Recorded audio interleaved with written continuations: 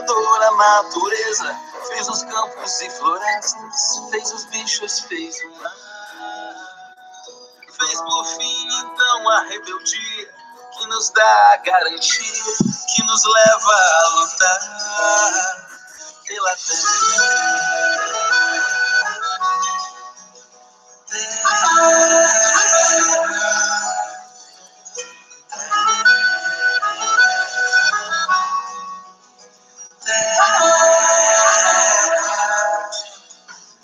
Madre Terra, nossa esperança, onde a vida dá seus frutos, o teu filho vem cantar.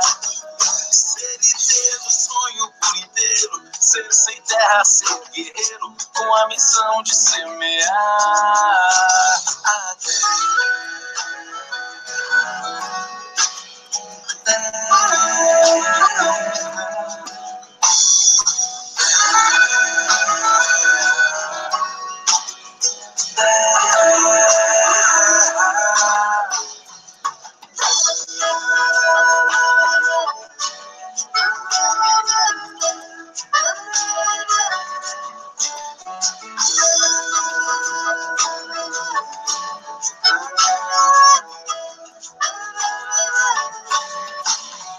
Mas apesar de tudo isso, o latifúndio é feito nisso que precisa acabar. Romper as cercas da ignorância que produz a intolerância. Terra é de quem plantar a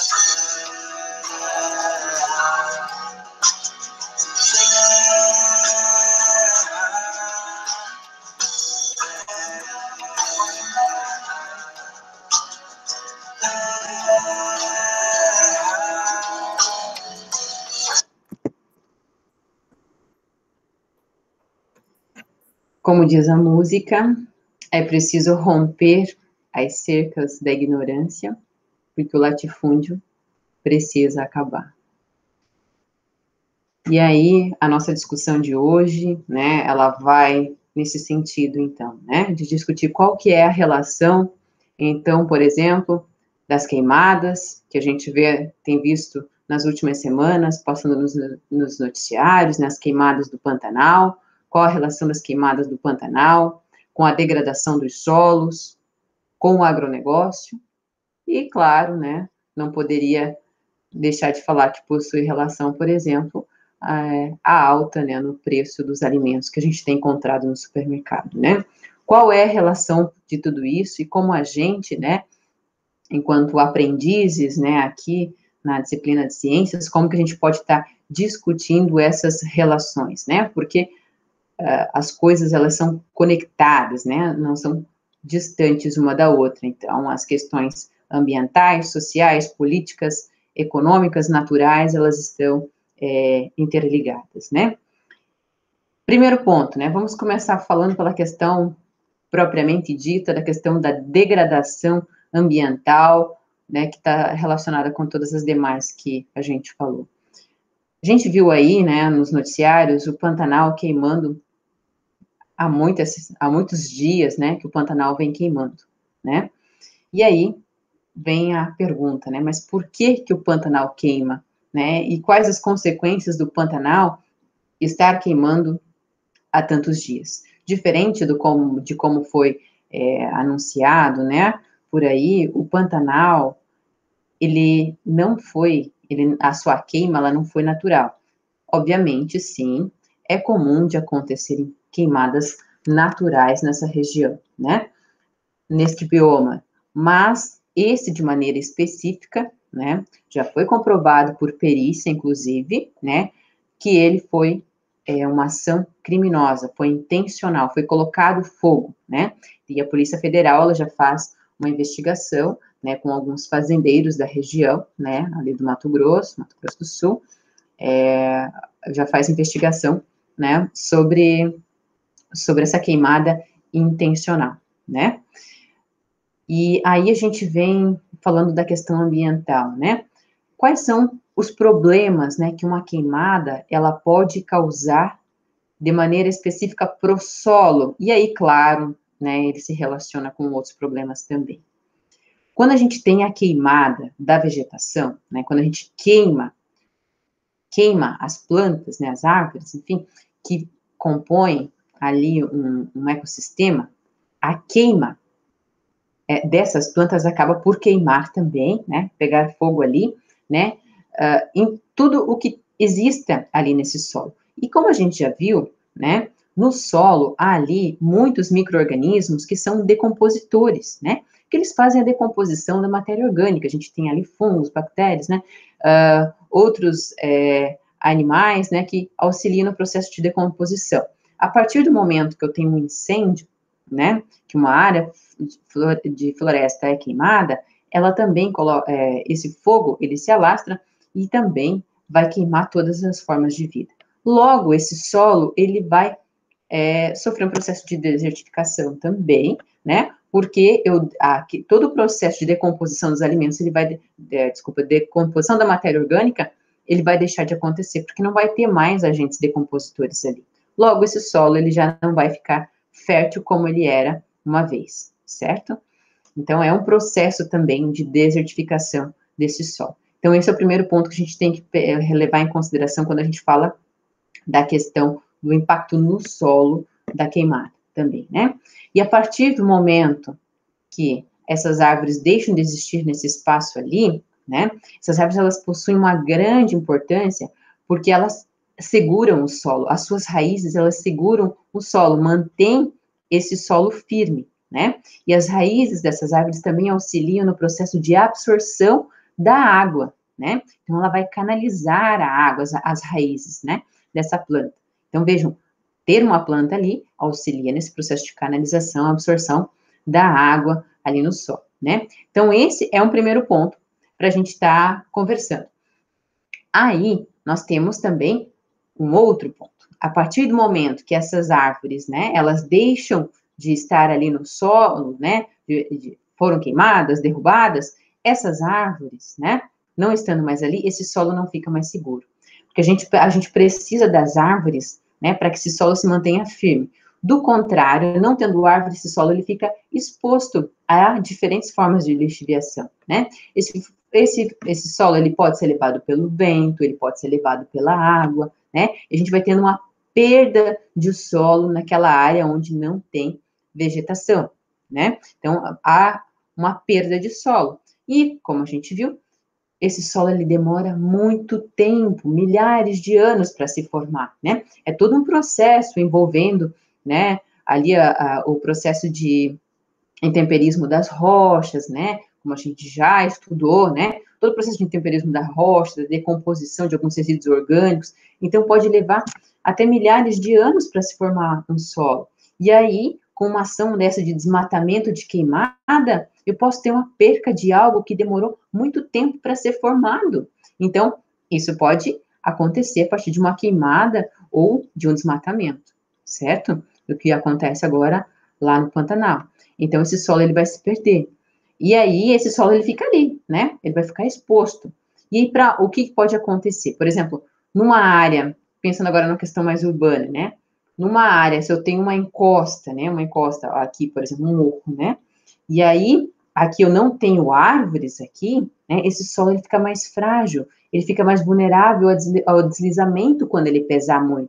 E aqui, por exemplo, eu tenho casas, por exemplo, aqui, né? Na minha mão. Tenho casas e aqui eu tenho a encosta, um barranco ali, né?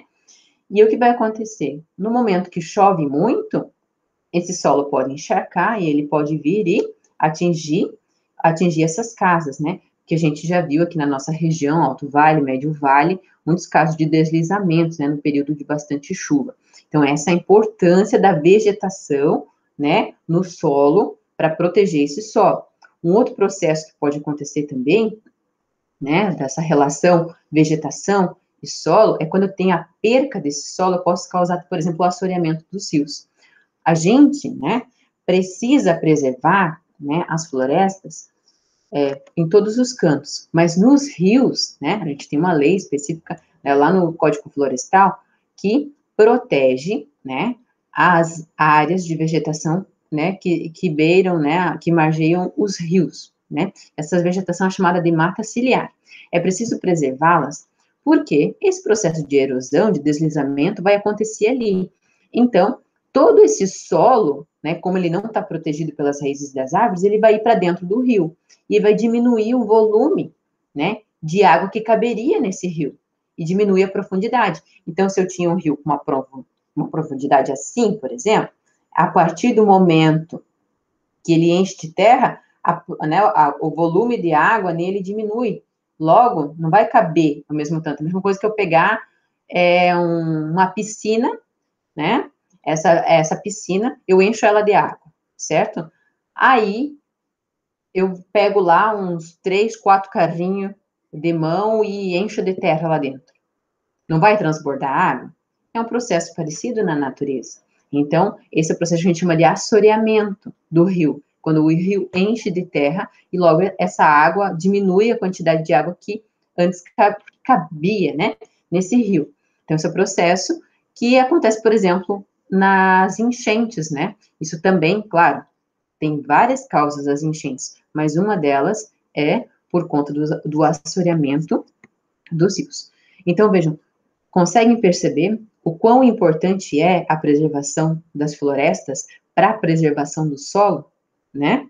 Então, que a gente pode ter enchente, que a gente pode ter deslizamento, pode ter morte de pessoas, pode ter perda de biodiversidade a partir de uma queimada, né? E de um desmatamento. E preservar o solo é preservar a vida, né? Tanto das formas de vidas naturais, mas também, né, aquilo que gera outra vida, né? Por exemplo, a produção do alimento, não é? E precisa preservar um solo, porque uma perda de solo, um solo desertificado, né, que não tem nutriente nenhum ali, um solo contaminado é um solo que não vai servir para a produção de alimentos. E aí, como é que a gente faz? A gente precisa de alimento, né, para poder garantir a nossa vida, não é? Ninguém aqui vive sem comer. E aí, essa é uma necessidade básica, né, fisiológica, né, de todo ser vivo precisa de algum tipo de alimento, né? Então, vejam, a necessidade, né, dessa preservação do solo.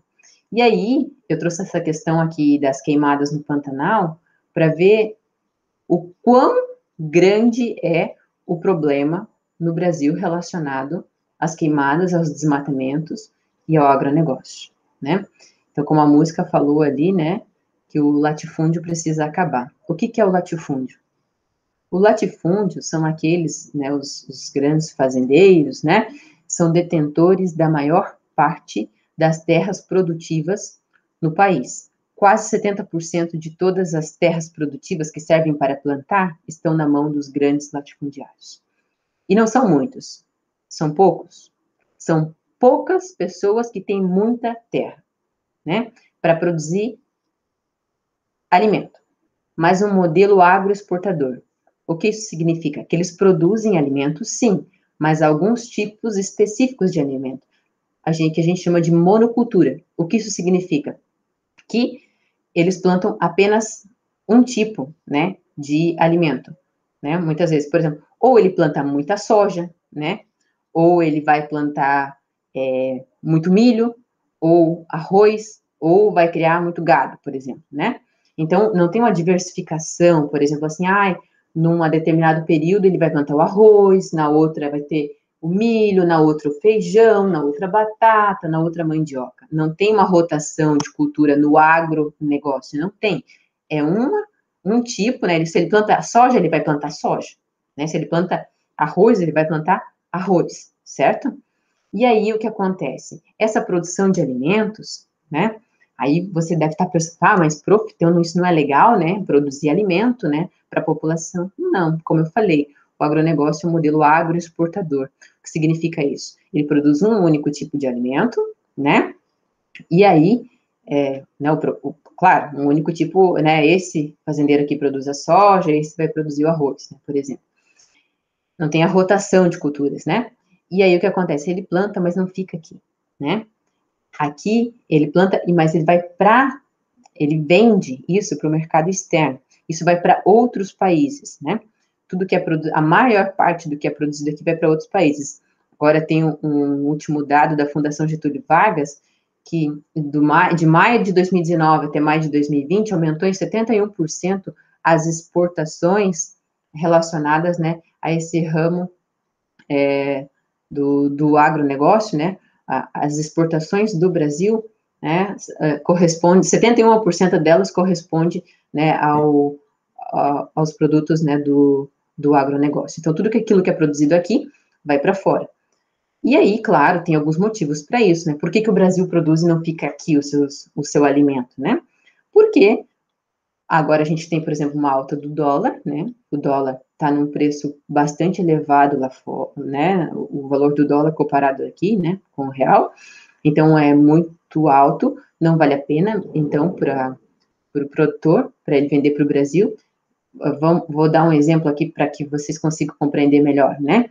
Por exemplo, se eu tenho um quilo de arroz, que eu posso vender ele por R$5, ou eu posso vender ele por 10, né? Que vale R$10, né? Bem, claro, não estou fazendo a conversão aqui de dólar. Então, eu escolho. Eu vendo no Brasil por 5 ou eu vendo por 10, que vale 10 lá fora? No modelo onde o objetivo é lucrar e não garantir a segurança alimentar do seu povo, da sua população, qual é a escolha? Vender para fora para ganhar dinheiro. Não interessa se aqui dentro vai ter comida suficiente ou não, mas o que interessa é lucrar. Entende? Então, esse é um, né, dos motivos, né, da exportação dos alimentos que aqui é produzido, né? E também a questão do imposto. Paga-se um pequeno percentual de imposto, mas é muito pouco, né, nesse processo de exportação. Então, vale muito mais a pena para o produtor, para o latifundiário, vender para fora, porque não tem aqui nenhuma política econômica no Brasil que cobre muito imposto, bastante imposto para não deixar esses caras exportarem. Não tem, né? Muito pelo contrário, estimula os caras a venderem para fora. Inclusive, existem subsídios para o agronegócio, né? Tem incentivo, né, financeiro do governo para o agronegócio. Então, estimula eles a produzirem esse alimento, mas não fica aqui, vai para fora, né? Então, vejam, né? E qual é o problema ambiental disso? Saiu aí um estudo na Science, recentemente, que demonstra que boa parte, né, da soja, da carne bovina, que é produzida aqui no Brasil, tem relação direta com o desmatamento.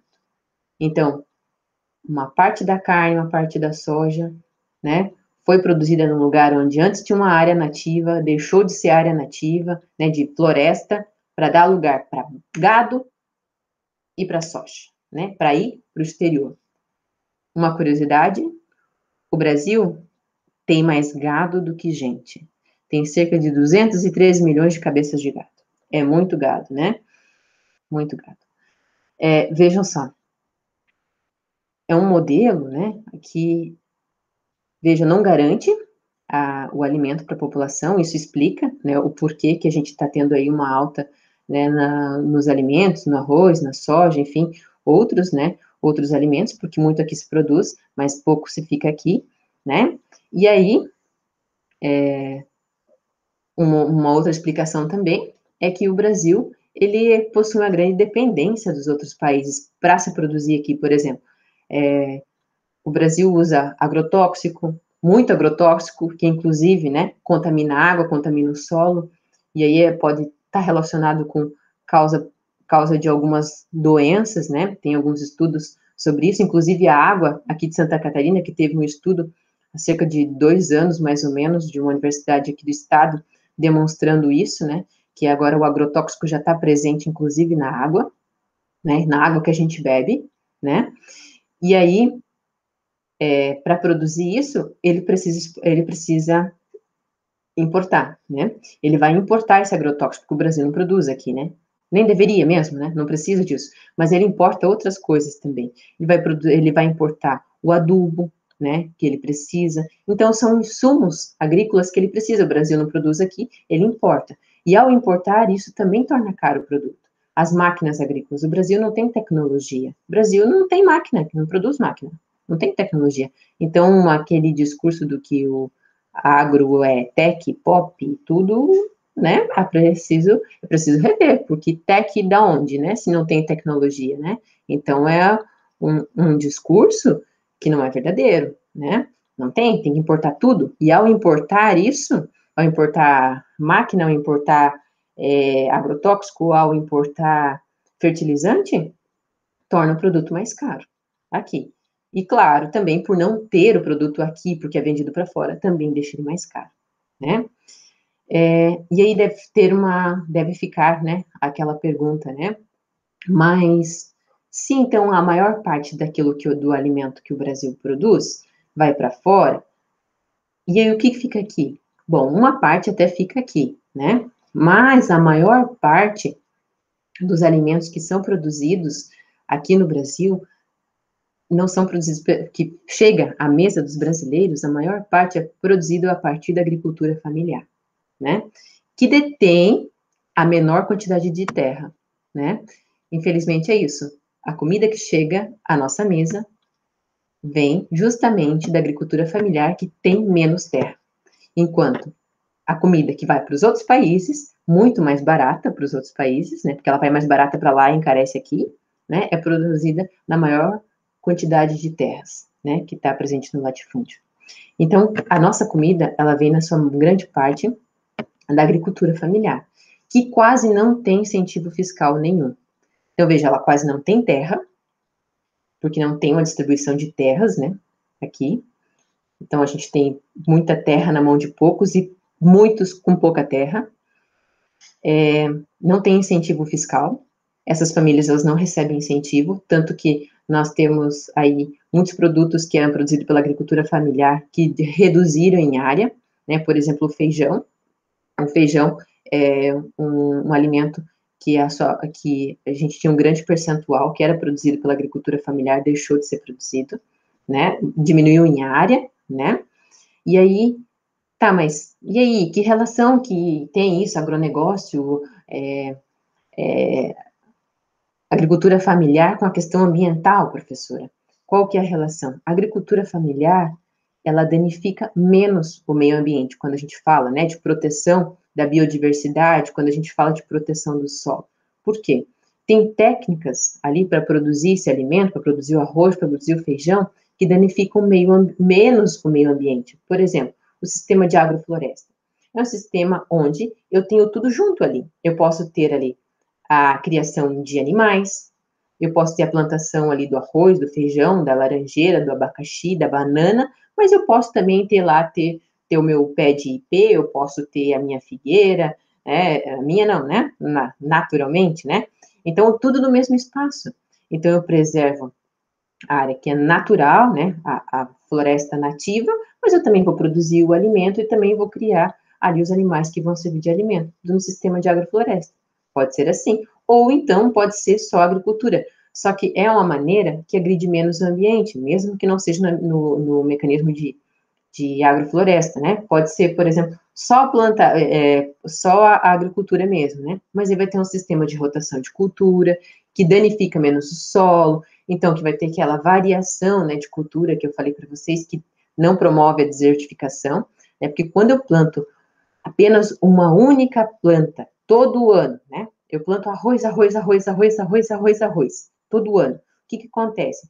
O arroz, ele vai retirar todos os nutrientes daquela terra, né?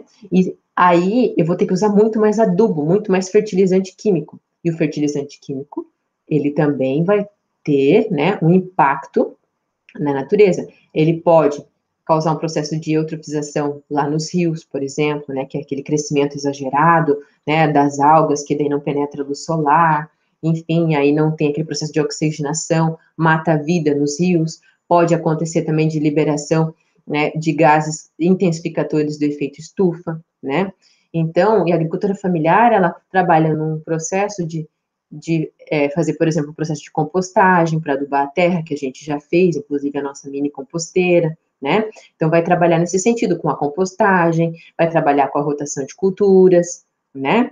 Então, não vai usar o agrotóxico, né? Então, estão vendo como o modelo de agricultura familiar, ele vai na direção de preservar os ecossistemas, de preservar a floresta, de preservar os solos, de preservar a água, de não contaminar a água, porque quando eu uso fertilizante, quando eu uso agrotóxico, quando eu desmato, quando eu queimo, eu estou indo na contramão da vida.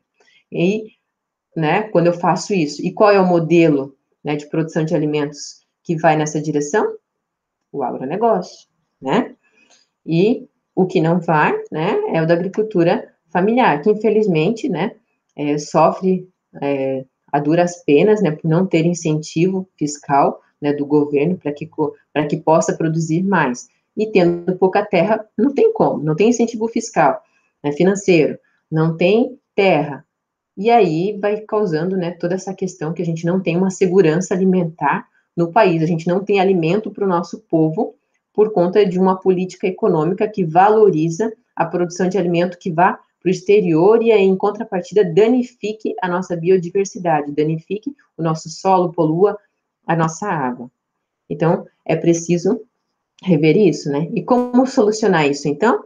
Seria, então, a distribuição, né, de terras, onde todas aquelas terras que são improdutivas, que estão na mão, né, dos bilionários, né, elas passem, então, né, para essas famílias, né, de agricultores, para que eles possam cultivar, então, né, mais alimentos, né, de uma forma que agrida menos o meio ambiente e a biodiversidade. Então, essa é uma das medidas. Uma outra é uma maior regulamentação, criar mais leis que sejam mais duras, que sejam mais rígidas, né, para que esse tipo de crime ambiental, como aconteceu no Pantanal, deixe de existir, que aconteceu no Pantanal, que acontece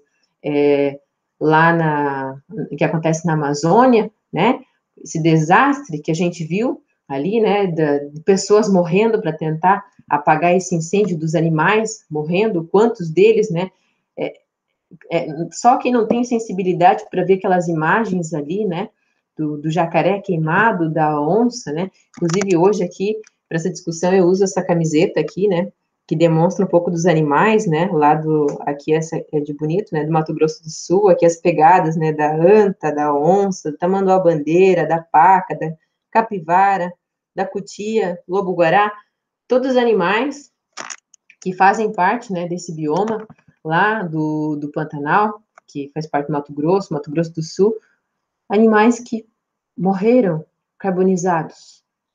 Então, a gente precisa de uma maior fiscalização para que isso não aconteça. Mas, para isso também, é preciso de uma política que regulamente, que fiscalize, que vai na contramão do que vem acontecendo. Por exemplo, o IBAMA, que é o órgão de fiscalização, sofreu aí uma drástica diminuição no número de fiscais. Não tem, né? Diminuiu, né? O número de fiscais, que era o pessoal, então, que ia, que fiscalizava, que aplicava as multas. Basta olhar aí nesses sites para ver o quanto diminuiu o número de multas na região lá do Mato Grosso, que é onde o agronegócio tomou conta. Basta observar. Então, a gente precisa, né, de uma maior fiscalização também, né? E aí, a gente precisa, então, de um governo, né, que valorize a vida, né, em detrimento, né, do lucro. A vida acima de tudo, e não o lucro acima de tudo, né?